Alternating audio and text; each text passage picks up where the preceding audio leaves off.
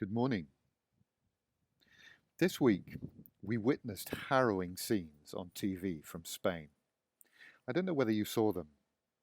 A distraught nurse begging people to stay at home.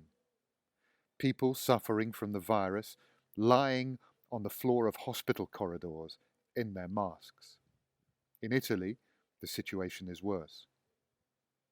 According to experts, the UK is 2 weeks behind Italy. This week, I heard from one of my church members in Swindon that the Great Western Hospital has already set up 4 wards dedicated to coronavirus patients. By Wednesday, there were 19 confirmed cases and 59 other patients who may or may not have coronavirus in the hospital. Hospital staff, doctors, nurses, auxiliary staff are frightened, and some don't want to go in. Yet they are the ones who are on the front line to defend the population against the disease. And this is just the beginning. It looks like a perfect storm. What do our doctors and nurses need at such a time as this? Staff are already overstretched. Equipment is in short supply. Ventilators, hand gels, masks. Morale is low, though their work is certainly appreciated. Nando's expressed its appreciation this week by delivering free chicken to the hospital. People have been donating money. Hundreds of thousands signed up to an NHS volunteer scheme. Thursday evening, applause rang out across the nation for the work they are doing. But the reality is grim, and it looks likely to get even grimmer. So the question I have is how can our doctors and nurses even function in such a time as this? Where do you find the psychological, emotional, and spiritual resources to deal with such a situation? Is it even possible? Or is it duty, training, resilience that enables them to serve in the heat of battle? Or do they simply have to go through it on autopilot, whatever emotion, frustration, or even exhaustion they might be feeling? Where do you find the strength to get through the night shift or through the day? The prophet Isaiah wrote the following verses in Isaiah chapter 26, verse 3 and 4. You keep him in perfect peace, whose mind is stayed on you. You keep him in perfect peace, whose mind is stayed on you. But is it possible to have perfect peace in a perfect storm? What kind of a prayer life do you need to have? What kind of intimate connection with God enables someone to have perfect peace in a perfect storm? A couple of years ago, I was among a group of pastors who spent a week shadowing some chaplains at Florida Hospital in Orlando, not far away from Disney World. Among the 16,000 employees of these 8 Adventist-run hospitals, there are 30 chaplains. One of the chaplains, a former US Marine, explained how in the emergency department his role is to breathe calm into chaotic situations. Imagine sitting with someone who has just lost a loved one in a freak car accident, trying to be a calming spirit, soaking up their pain, simply listening to them and being with them in their despair and confusion and loss. Imagine doing that as your day job, day in, day out. I don't know how these chaplains are coping now, or how they will cope as the death toll from COVID-19 mounts. But I do know that people like this, and people working in the health and care sectors right now, need strength that comes from a source beyond themselves. Those who are going out to do battle on our behalf with this invisible killer, and haven't there been just so many military metaphors bandied about in the daily briefings from Number 10? Those people, they need to have their mind stayed on him. It's a question we all need to ask ourselves. Is my mind stayed on him? Maybe you wonder what you should be doing right now. Should you still be going out at all? Should you be going into work?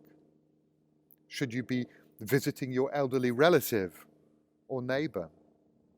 Should you be volunteering to help the NHS? Should you be out there delivering food parcels to people who are self-isolating? What are the risks?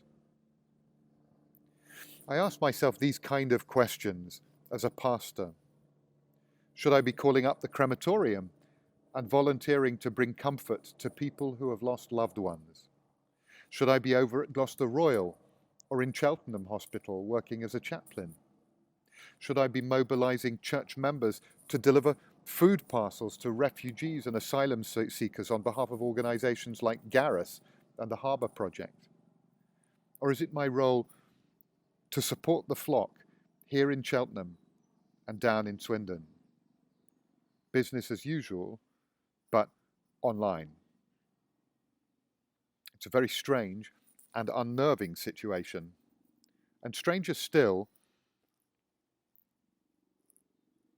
is that the fear of catching or spreading the disease neutralizes all of our customary responses. Call a meeting? Can't do that. Visit someone at their home? Better to stay away. See someone in hospital? Not a good idea right now. Go to the crematorium? Really? What would Jesus do?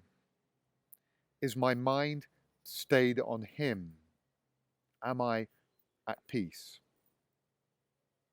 There's a story in the Bible about peace, and it's found in Mark chapter 4, verse 35. Let me read. On that day, when evening had come, Jesus said to his disciples, "Let us go across to the other side." And leaving the crowd, they took him with them in the boat, just as he was. And other boats were with him. And a great windstorm arose, and the waves were breaking into the boat, so that the boat was already filling. But he was in the stern, asleep on the cushion. You see the scene. The hardened fishermen disciples, terrified in the middle of the storm on Lake Galilee, a lake they knew so well. And Jesus, in the middle of a whirlwind, waves gushing over the boat, wind whistling about his ears, and he was asleep on the cushion, at perfect peace in a perfect storm. You know, peace is a term fused with our understanding of who Jesus is. He is the Prince of Peace. He is the unique, one-of-a-kind Son of the God of peace. He is the one who said, "Blessed are the peacemakers, for they shall be called sons of God." He came to effect reconciliation between God and man, resolve the enmity between God and humanity, and once more establish peace. And there he is, in the middle of the storm, asleep on the cushion, in perfect peace. Verse 38. And the disciples woke him and said to him, "Teacher, do you not care that we are perishing?" And he awoke and rebuked the wind and said to the sea, "Peace, be still. Peace, be still." And the wind ceased, and there was a great calm. Yes, Jesus can calm the storms in our lives and in our hearts. Verse 40. And Jesus said to them, "Why are you so afraid? Have you still no faith?" And they were filled with great fear and said to one another, "Who then is this, that even the wind and the sea obey him?" The disciples here display both types of fear that I referred to last week. Terror in the face of the storm, and overwhelming awe at the divine power displayed by Jesus.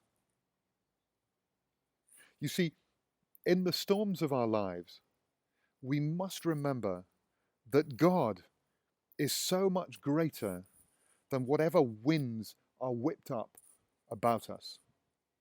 Whatever the storm measures on the Beaufort scale, whatever the earthquake measures on the Richter scale, whatever ranking the UK has in the coronavirus league table, God is so much greater. Jesus calmed the storm. This week, we went out for our daily exercise onto Cleve Hill, the highest point in Gloucestershire at 1,083 feet.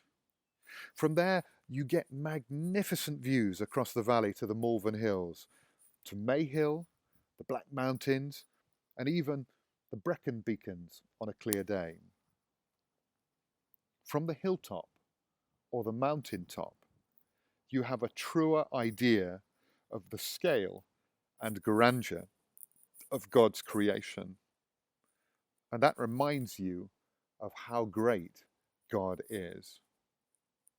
And when we realize how great He is, when we realize and we have our mind stayed on Him, then, and only then, can we sleep soundly in the midst of the storm.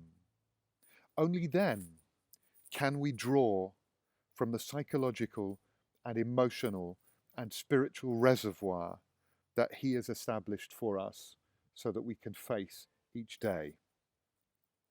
Not because we're oblivious of the burdens and responsibilities and exertions of the offices or jobs we hold, but because we recognize that although we are totally out of our depth, although the situation that we're going through seems totally out of control, and is certainly beyond our control, it's not beyond His control.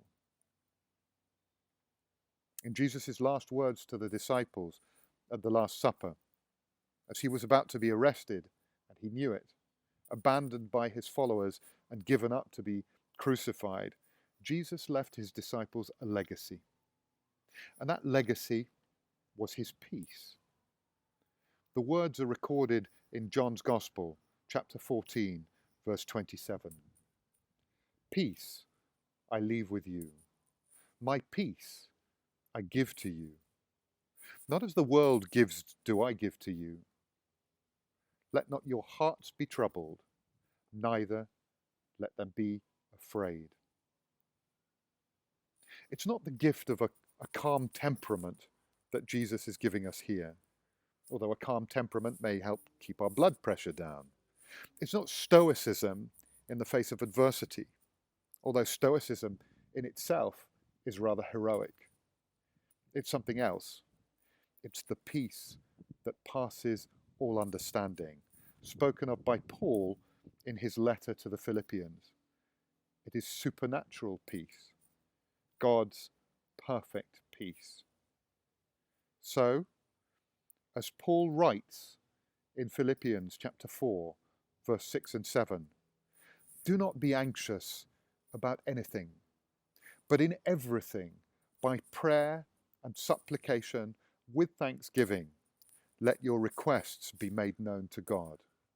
And the peace of God, which passes all understanding, will guard your hearts and your minds in Christ Jesus."